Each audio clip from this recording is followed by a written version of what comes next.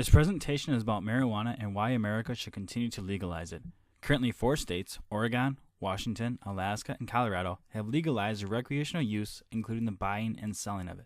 Washington, D.C. has legalized possession and growing, but not buying or selling, and 19 states have passed medical marijuana laws.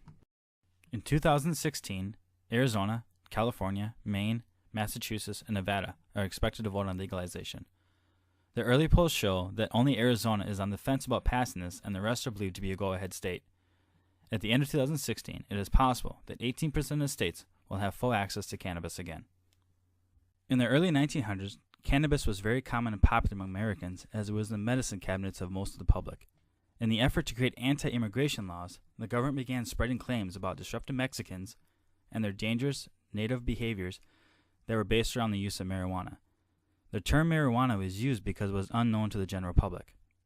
They effectively changed our common term for cannabis to allow the association with fear.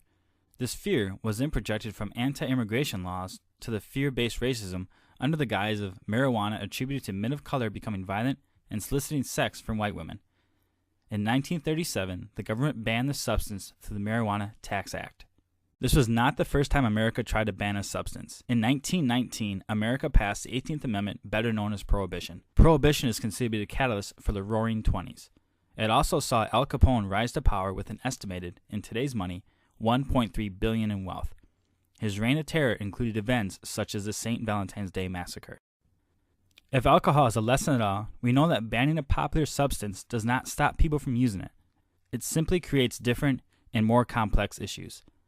It is important to note that prior to 1937 and the fear-mongering, cannabis had enjoyed a 5,000-year stretch as a medical herb. There is still fear-mongering occurring today. We are going to have a lot more people stoned on the highway, and there will be consequences, according to Representative John Mica, Republican of Florida. This is also a war cry of the anti-cannabis advocates. Since Colorado voters legalized pot in 2012, they have warned that recreational marijuana will lead to a scourge of drugged drivers. Their fears are based on the fact that society does not possess a breathalyzer for weed. However, on August 5th of 2014, the Washington Post printed an article that since the legalization of marijuana in Colorado, highway fatalities in the state are at near historical lows. Marijuana has not spiked traffic accidents as predicted by the doomsayers.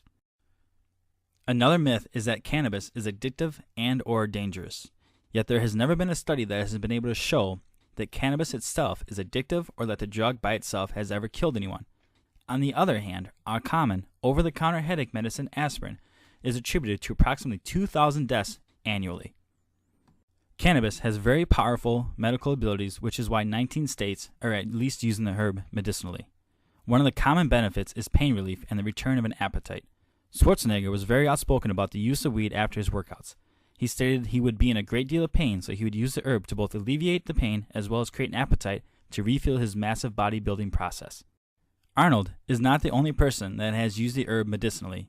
Nate Jackson of the Denver Broncos said he avoided opiate painkillers as much as he could during his 6-year career from 2003 to 2008.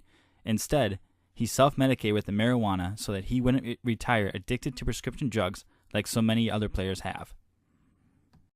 Currently, in a class action lawsuit against the NFL, former Chicago Bears quarterback Jim McMahon and 6 other former NFL players claim the league illegally gave them narcotics and other painkillers that led to addiction and long-term medical complications.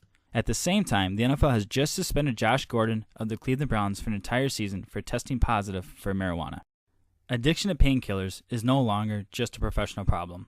High school football players are currently making headlines as addicts and who blame their doctors for the access.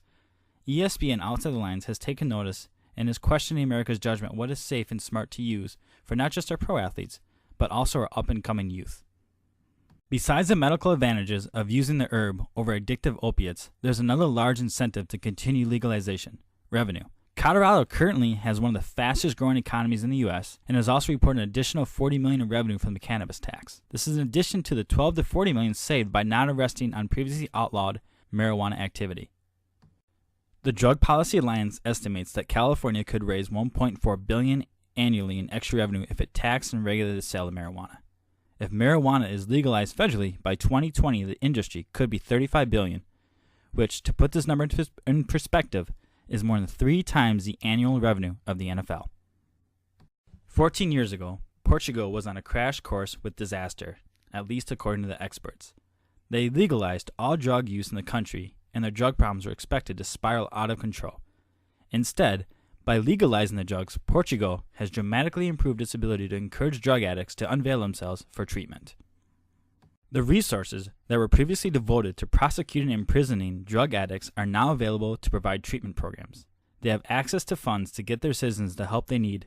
Selling drugs is illegal and peddlers are imprisoned, but addicts are helped. The majority of EU states have rates that are double and triple the rate of post-decriminalized Portugal. In the European Union, Portugal currently finds itself with its lowest rates of marijuana usage in people over 15, at about 10%.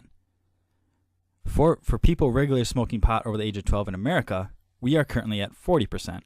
U.S. is also the country with some of the most punitive drug laws in the developed world. The few states that have moved ahead with legalizing marijuana, minus Washington, D.C., as they have stripped themselves of the financial benefit of the taxes, could use the additional income, including the funds saved by the lack of judicial action, to follow Portugal's lead and provide rehab to those looking to heal themselves from the abuse of drugs and alcohol.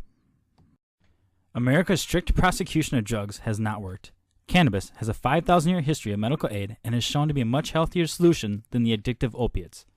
The fears of marijuana have shown to be at best fear-mongering, which has included extreme cases of racism. It's time for us to look at Portugal as a successful case study and to make decisions accordingly.